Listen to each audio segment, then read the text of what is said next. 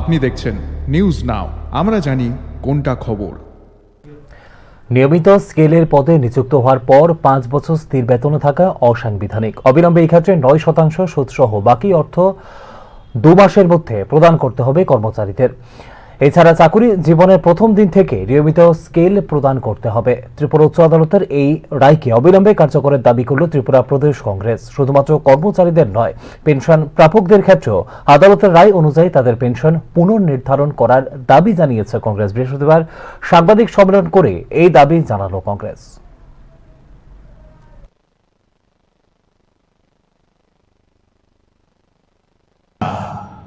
এখনো চলছে, তো সেই জায়গায় এটাকে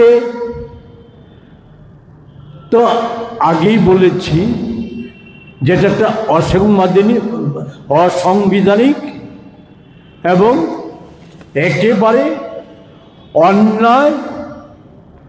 এটা আমাদের যে অধিকার, চাকরি প্রাপকদের যে অধিকার, সেই অধিকারকে সমস্ত দিক থেকে খর্ব করে দিয়েছিল। তো রায়টা পরিষ্কার জেনে গেছেন সবাই। যেদিন থেকে এই পদ্ধতি চালু হয়েছিল সেদিন থেকে যারা চাকরি পেয়েছিল তাদের সমস্ত যে